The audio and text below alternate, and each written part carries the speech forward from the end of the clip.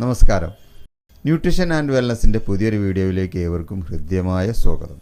ഞാൻ Saleem, wellness trainer, good life nutrition wellness centre, Nilambur. ഇന്ന് നമ്മൾ പ്രതിപാദിക്കുന്ന വിഷയം വൈ ന്യൂട്രീഷൻ. എന്താണ് ന്യൂട്രീഷൻ? എന്തിനാണ് ന്യൂട്രീഷൻ? ഈ പ്രോഗ്രാം നമ്മൾ തയ്യാറാക്കിയിരിക്കുന്നത് ന്യൂട്രീഷനെക്കുറിച്ച് അറിയാനും പോഷണത്തെക്കുറിച്ച് അറിയാനും എന്തിനാണ് ന്യൂട്രീഷൻ എന്നറിയാനും ഒക്കെ ആഗ്രഹിക്കുന്നവർക്ക് വേണ്ടിയാണ്. ഇതിൽ വെൽനസ് സെൻ്ററുകൾ തുടങ്ങാൻ ഉദ്ദേശിക്കുന്ന ആളുകളും വെൽനസ്സിലേക്ക് കടന്നു വരാൻ ഉദ്ദേശിക്കുന്ന ആളുകൾക്കും ന്യൂട്രീഷനെക്കുറിച്ച് അറിയേണ്ട ഏവർക്കും ഈ പ്രോഗ്രാം ഉപകാരപ്രദമാകും എന്നുള്ളത് കൊണ്ടാണ് ഇങ്ങനെയൊരു പ്രോഗ്രാം ചെയ്യുന്നത്. ഓക്കെ, കൂടുതൽ ദീർഘിപ്പിക്കുന്നില്ല, നമുക്ക് നേരെ വീഡിയോയിലേക്ക് കടക്കാം.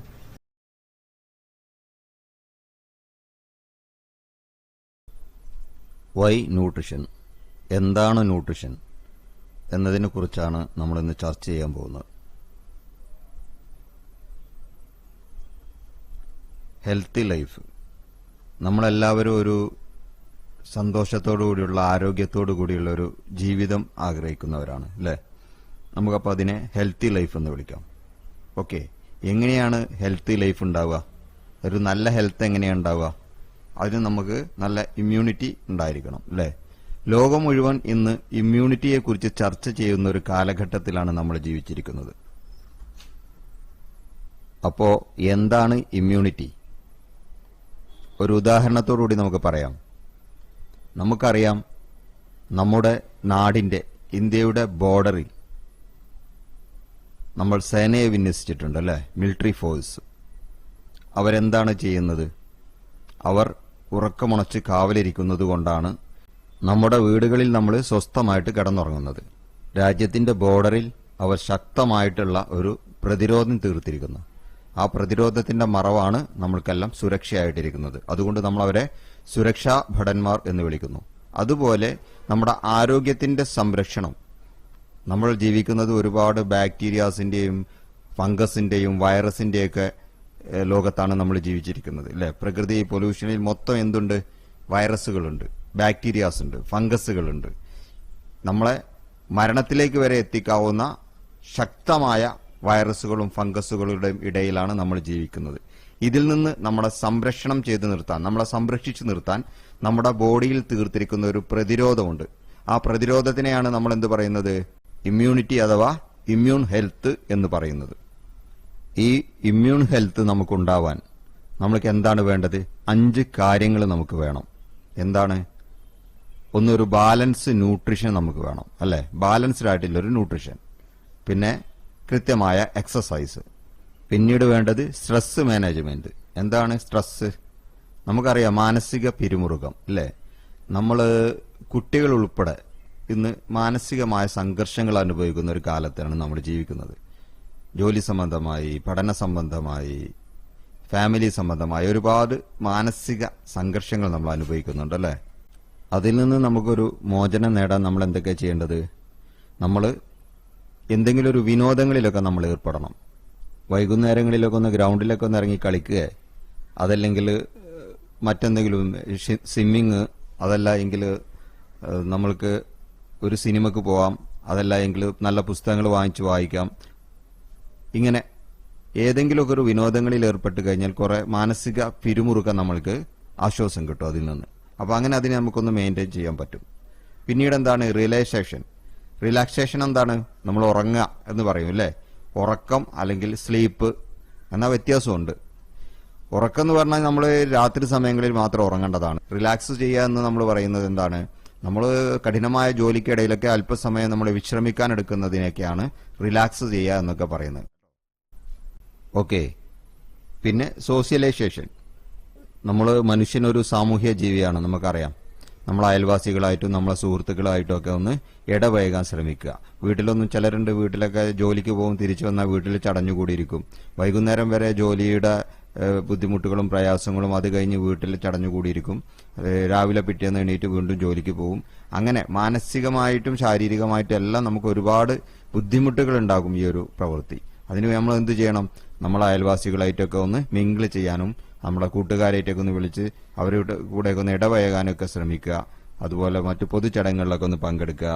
ഇതിനൊക്കെയാണ് നമ്മൾ സോഷ്യലൈസേഷൻ എന്ന് പറയുക. പരസ്പര ബന്ധങ്ങൾ ഉണ്ടാവും. ഓക്കെ, അപ്പം നമ്മൾ നേരത്തെ പറഞ്ഞു ബാലൻസ് ന്യൂട്രീഷൻ. എന്താണ് ബാലൻസ് ന്യൂട്രീഷൻ?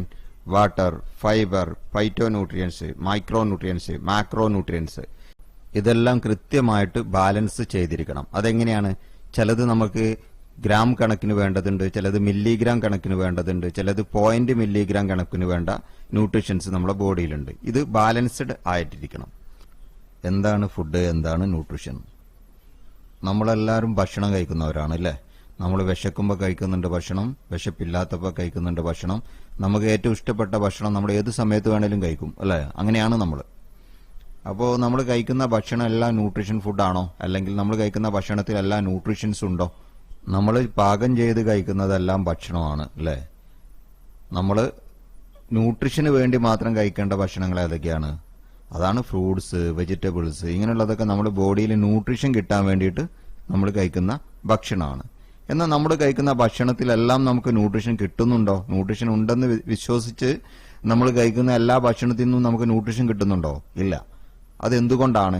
അതിന് കാരണം നമ്മുടെ അഗ്രികൾച്ചർ മെത്തേഡാണ്. ട്രാൻസ്പോർട്ടിംഗ് മെത്തേഡ്, കുക്കിംഗ് മെത്തേഡ്, അതുപോലെ തന്നെ സ്റ്റോക്കിംഗ് മെത്തേഡ്. ഇതൊക്കെയാണ് നമ്മുടെ ഭക്ഷണത്തിലെ ന്യൂട്രീഷന്റെ ഡെഫിഷ്യൻസിക്ക് കാരണം. മുൻകാലങ്ങളെ അപേക്ഷിച്ച് ഇപ്പോൾ നമ്മൾ കഴിക്കുന്ന ഭക്ഷണത്തിൽ ന്യൂട്രീഷൻസ് ഡെഫിഷ്യൻസി ഒരുപാട് വരുന്നുണ്ട്. അതെങ്ങനെയെന്ന് വെച്ചാൽ നമുക്കറിയാം. നമുക്കൊന്ന് എടുത്തു പരിശോധിച്ച് നോക്കാം. ആദ്യകാലങ്ങളിൽ കൂട്ടുകുടുംബങ്ങളായിട്ടായിരുന്നു നമ്മളെല്ലാം ജീവിച്ചിരുന്നത് അല്ലേ? അതുപോലെ നമുക്ക് സ്വന്തമായിട്ട് കൃഷിയിടങ്ങൾ ഉണ്ടായിരുന്നു. അവിടെ നമ്മൾ കൃഷി ചെയ്തിരുന്നു, നന്നായിട്ട് അധ്വാനിച്ചിരുന്നു. നമുക്ക് വേണ്ട വിളവുകളെല്ലാം നമ്മൾ തന്നെ, ഒട്ടുമിക്ക വീടുകളിലും ഒട്ടുമിക്ക ആളുകൾക്കും കൃഷി ഉണ്ടായിരുന്നു. കൃഷിയെ ആശ്രയിച്ചിട്ടായിരുന്നു കേരളീയൽ പകുതി പേരും ജീവിച്ചിരുന്നത്. അങ്ങനെ കൃഷിയും അതിനോട് അനുബന്ധമായ കൃഷിസ്ഥലങ്ങളിലേക്ക് ജോലിയും മറ്റു ജോലികളായിട്ടായിരുന്നു നമ്മൾ അന്ന് ജീവിച്ചിരുന്നത്.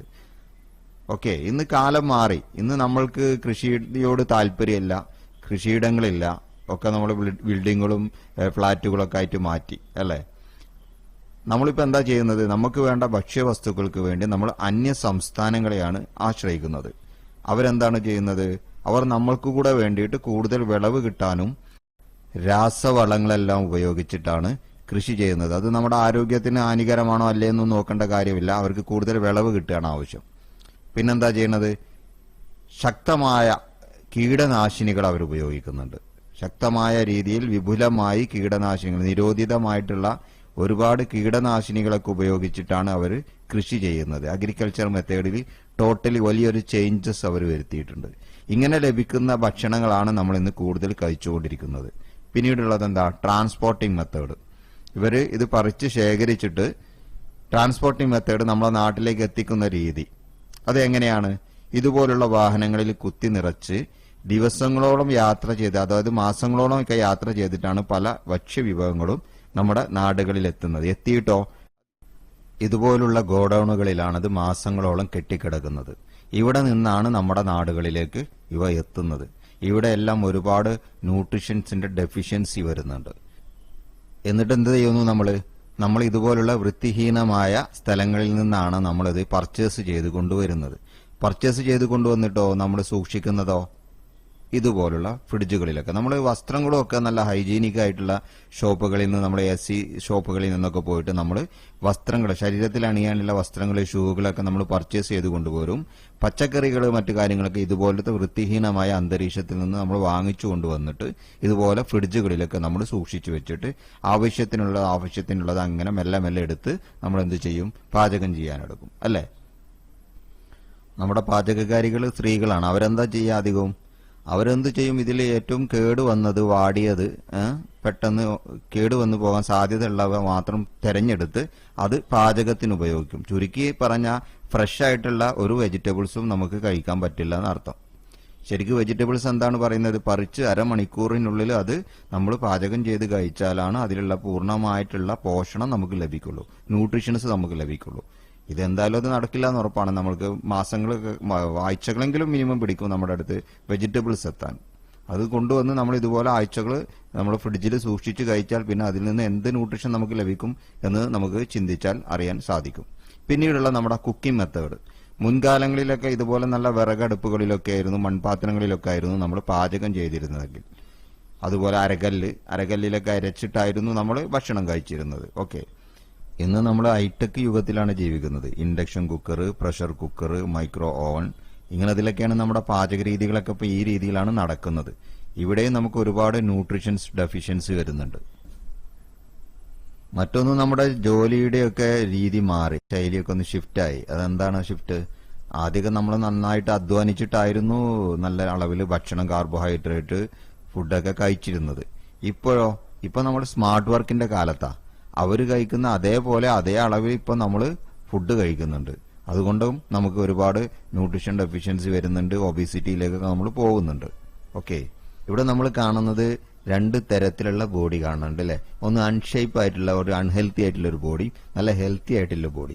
ന്യൂട്രീഷൻ ഫുഡ് കഴിച്ചാൽ ഇതാണ് നല്ല ഹെൽത്തി ആയിട്ടുള്ള ബോഡിയിലേക്ക് നമുക്ക് ചേഞ്ച് ആവാൻ പറ്റും. അല്ലെങ്കിൽ നമ്മൾ ഇവിടെ ഇടത് ഭാഗത്ത് കാണുന്ന പോലെയുള്ള അൺഹെൽത്തി ആയിട്ടുള്ള ഫുഡ് കഴിച്ചാൽ അൺഹെൽത്തി ആയിട്ടുള്ള ഈ രീതിയിൽ ബൾജ് ചെയ്ത് നിൽക്കുന്ന, കാണാൻ ബോറായിരിക്കുന്ന ഒരു ബോഡി ഷേപ്പ് ആയിരിക്കും നമുക്ക് വരുന്നത്.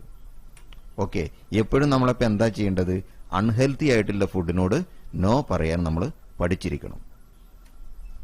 ഇവിടെ റൈറ്റ് ഫ്യൂവൽ കൊടുത്തിട്ടുണ്ട്. റൈറ്റ് ഫ്യൂവൽ എന്താണ്? നമ്മളിവിടെ കുറച്ച് വാഹനങ്ങൾ കാണുന്നുണ്ട് അല്ലെ.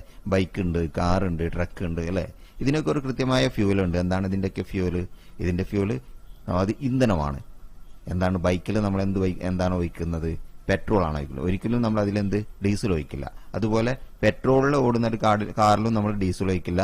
ഡീസലിൽ ഓടുന്ന ഒരു കാറിൽ നമ്മൾ പെട്രോൾ ഒഴിക്കില്ല. കാരണം നമുക്കറിയാം അതിന്റെ ഫ്യൂവൽ അതല്ല, അതിന്റെ റൈറ്റ് ഫ്യൂവൽ എന്താണെന്ന് നമുക്കറിയാം. അതുകൊണ്ട് നമ്മൾ ചെയ്യില്ല. അതിന്റെ എഞ്ചിൻ കേടാവും, വണ്ടി കേടാവും എന്നൊക്കെ പറഞ്ഞിട്ട്. എന്നാൽ നമ്മുടെ ഫ്യൂവൽ എന്താ? നമ്മുടെ ഫ്യൂവല് ഫുഡാണ്. ഫുഡ്. ഓക്കെ, അപ്പോൾ നമ്മൾ നല്ല ഫുഡാണ് തിരഞ്ഞെടുക്കേണ്ടത്. എപ്പോഴും നമ്മുടെ ശരീരത്തിന് അനുയോജ്യമായ ഫ്യൂവലാണ് നമ്മൾ തിരഞ്ഞെടുക്കേണ്ടത്. ഓക്കെ, നമ്മുടെ ബോഡി എന്താണ് ഇവിടെ പറയുന്നത്? നമ്മുടെ ബോഡി ഫൈനലി ട്യൂൺ ചെയ്ത് വെച്ച ഒരു വെഹിക്കിൾ പോലെയാണ്. അതിന്റെ ട്യൂണിങ് തെറ്റിക്കുന്നത് നമ്മളാണ്. Prevention is better than cure. എന്താണ് prevention is better than cure എന്ന് പറയുന്നത്? നമ്മൾ അസുഖങ്ങളൊക്കെ വന്നിട്ട് ട്രീറ്റ് ചെയ്യുന്നതിനേക്കാൾ എത്രയോ നല്ലതാണ് അത് വരാതെ നോക്കുന്നത്, ബാലൻസ് ചെയ്ത് നിർത്തുന്നത്. ഇത് വേൾഡ് ഹെൽത്ത് ഓർഗനൈസേഷൻ നമ്മൾ കേട്ടിട്ടുണ്ടല്ലോ അല്ലെ. നമ്മുടെ ലോകാരോഗ്യ സംഘടന, ഹെൽത്ത് ഡിപ്പാർട്ട്മെന്റിലെ ലോകാരോഗ്യ സംഘടനയാണ്. അവരെന്താണ് പറയുന്നത്? 3 കാര്യങ്ങൾ ഇവിടെ കൊടുത്തിട്ടുണ്ടല്ലേ. 270 ഒരു 50 നിങ്ങൾക്ക് അതിൽ കാണാൻ പറ്റൂലേ. 70% ഡോക്ടേഴ്സ് വിസിറ്റിനും കാരണം എന്താണ്? ഡയറ്റ് റിലേറ്റഡ്, അതായത് നമ്മുടെ ഭക്ഷണമായിട്ട് ബന്ധപ്പെട്ടാണ് നമ്മൾ 70% ഡോക്ടേഴ്സിനെ കാണേണ്ടി വരുന്നത്. പിന്നെന്താണ്? 70% major killing disease, stroke, cancer, cardiovascular disease and diabetes directly link to diet and lifestyle എന്നാണ് പറയുന്നത്. അത് ഡയറക്റ്റ് ലിങ്കായിട്ട് കിടക്കുന്നത് എന്തായിട്ടാണ്? ഭക്ഷണവും നമ്മുടെ ജീവിത രീതിയായിട്ട് ബന്ധപ്പെട്ടാണ് ഇത്രയും അസുഖങ്ങൾ, ജീവിതശൈലി രോഗങ്ങൾ വരാനുള്ള കാരണം. അവർ തന്നെ പറയുന്നു 50% നമുക്ക് ഇതിനെ പ്രിവെന്റ് ചെയ്യാം എന്ന് പറയുന്നു. എങ്ങനെ? Good nutrition and life style improvement. നമ്മളിപ്പോൾ സംസാരിച്ചുകൊണ്ടിരിക്കുന്നത് അത് തന്നെയാണ്. നല്ല ന്യൂട്രീഷനെ കുറിച്ചിട്ടും ജീവിത രീതിയിൽ വരുത്തേണ്ട മാറ്റങ്ങളെ കുറിച്ചിട്ടുമാണ് നമ്മളിപ്പോൾ സംസാരിച്ചുകൊണ്ടിരിക്കുന്നത്. ഓക്കെ, അതിലൂടെ നമുക്ക് ഇങ്ങനെ അസുഖങ്ങളൊക്കെ പ്രിവെന്റ് ചെയ്യാൻ പറ്റുമെന്ന് ആരാണ് പറയുന്നത്? ലോകാരോഗ്യ സംഘടന നമ്മളോട് പറയുന്നു. അവരുടെ സൈറ്റിലുള്ളതാണത്. ഓക്കെ, അപ്പൊ നല്ലൊരു ഹെൽത്തി വേ നമ്മുടെ മുന്നിലുണ്ട്, തൊട്ടു മുമ്പിലുണ്ട്. അത് നമ്മൾ ചൂസ് ചെയ്യണം. നമ്മുടെ നാട്ടിലെ കൊണ്ട് വെൽനസ് കോച്ചസ് നടത്തുന്ന ന്യൂട്രീഷൻ ക്ലബ്ബ്, അവിടെ പോയി കഴിഞ്ഞാൽ നമ്മുടെ ബോഡി പാരാമീറ്റേഴ്സ് വെൽനസ് കോച്ച് നമുക്ക് ചെക്ക് ചെയ്ത് തരും. നമ്മുടെ ബോഡിയുടെ അലൈൻമെന്റ്സ് ആണത്.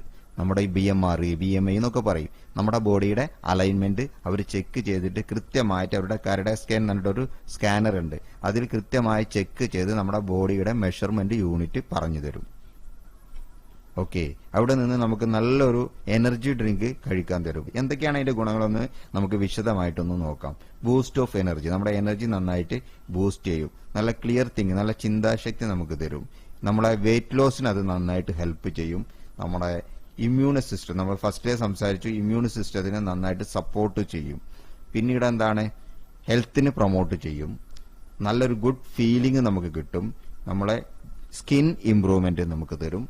ഒരു ആന്റി ഏജിങ്, അതായത് നമ്മൾക്ക് ഏജ് ആവാനൊന്നും ആരും താല്പര്യപ്പെടുന്നില്ല. നമ്മുടെ മുഖത്തൊക്കെ സ്കിന്നിലൊക്കെ ചുളിവുകളൊക്കെ വന്ന് നമ്മൾക്ക് ഏജിങ്ങിലേക്ക് പോകുമ്പോൾ അതിനെ ഒരു പരിധി വരെ അത് തടുത്തു നിർത്തും. ആന്റി ഏജിങ്ങിനും കൂടെ സഹായിക്കുന്ന ഒരു ഔഷധം കൂടെയാണ് എന്ത്?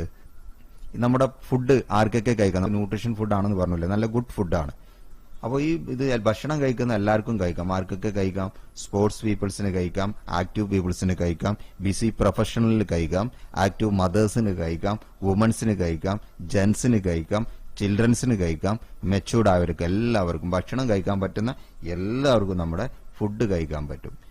നമ്മുടെ പർപ്പസ് എന്താ? ലോക സമസ്ത സുഖിന ഭവന്തു, എല്ലാവരും സുഖമായി ആരോഗ്യത്തോടു കൂടി ജീവിക്കണം എന്നാണ് നമ്മുടെ കമ്പനിയുടെ നമ്മുടെയും ആഗ്രഹം. ഇത് ജിം ബ്രോൺ അദ്ദേഹം പറയുന്നത് എന്താണ്? അദ്ദേഹം പറയുന്നത് എന്തെന്ന് വെച്ചാൽ നമ്മൾ ജീവിക്കുന്നത് നമ്മുടെ ശരീരത്തിലാണ്, നമ്മുടെ ശരീരത്തെ നമ്മൾ നല്ല രീതിയിൽ സംരക്ഷിക്കണം എന്നാണ് ജിം ബ്രോൺ. ഇദ്ദേഹം ഒരു വേൾഡ് ഫേമസ് ഫിലോസഫറാണ്. Wish you all healthy and active life. നിങ്ങൾക്ക് നല്ല രീതിയിലുള്ള ഒരു ആക്റ്റീവ് ആയിട്ടുള്ള ഒരു ഹെൽത്തി ആയിട്ടുള്ള ഒരു ലൈഫ് ഞാൻ ആശംസിക്കുകയാണ്. എല്ലാവരും നല്ല കീപ് സ്മൈൽ, നല്ല രീതിയിൽ പുഞ്ചിരിയോടുകൂടി ഇരിക്കുക, സന്തോഷത്തോടുകൂടി ഇരിക്കുക. Okay, thank you. ഇത്രയും നേരം എന്നെ ശ്രവിച്ചിരുന്ന നിങ്ങൾക്കെല്ലാവർക്കും ഞാൻ ഹൃദയത്തിന്റെ ഭാഷയിൽ നന്ദി അർപ്പിക്കുകയാണ്. Okay, come back. ഈ പ്രോഗ്രാം നിങ്ങൾക്ക് ഇഷ്ടപ്പെട്ടിട്ടുണ്ടാവും എന്ന് വിശ്വസിക്കുന്നു. നിങ്ങളുടെ അഭിപ്രായങ്ങളും നിർദ്ദേശങ്ങളും താഴെ കാണുന്നുള്ള എൻ്റെ നമ്പറിൽ അറിയിക്കുക, കമൻറ്റ് ബോക്സിൽ രേഖപ്പെടുത്തുക. ഒരു വീഡിയോ കൊണ്ട് പൂർണ്ണമായ ഭാഗം ഇതിൽ ഉൾക്കൊള്ളിക്കാൻ പറ്റാത്തതുകൊണ്ട് ഗ്ലോബൽ ന്യൂട്രീഷൻ ഫിലോസഫി ഇതിനോട് ചേർത്ത് പറയേണ്ട ഒന്നാണ്. ആഗോള പോഷണ തത്വം. ആഗോള പോഷണ തത്വം എന്താണ്? ന്യൂട്രീഷനെ കുറിച്ച് പറയുന്നത്, ഏത് തരത്തിലായിരിക്കണം നമ്മുടെ ബോഡി ന്യൂട്രീഷൻ കണ്ടന്റുകൾ എത്തേണ്ടത്, അതിൻ്റെ അളവുകൾ, മറ്റുള്ള ജീവിത രീതികൾ എന്തായിരിക്കണം, ഒരു റൂട്ടീൻ എന്തായിരിക്കണം എന്നുള്ളതിനെ കുറിച്ച് അടുത്ത എപ്പിസോഡിൽ നമുക്ക് പൂർണ്ണമായിട്ട് പറയാം. ഓക്കെ, ഈ എപ്പിസോഡ് ഇവിടെ പൂർത്തിയാകുന്നു. നിങ്ങൾക്ക് ആർക്കെങ്കിലും എന്തെങ്കിലും അഭിപ്രായങ്ങളും നിർദ്ദേശങ്ങളും പറയാനുണ്ടെങ്കിൽ താഴെ കമൻറ്റ് ബോക്സിൽ രേഖപ്പെടുത്തുക. താഴെ കാണുന്ന എൻ്റെ നമ്പറുമായി ബന്ധപ്പെടുക. ഓക്കെ, അടുത്തൊരു എപ്പിസോഡിൽ കണ്ടുമുട്ടും വരേക്കും നന്ദി, നമസ്കാരം, ജയ് ഹിന്ദ്.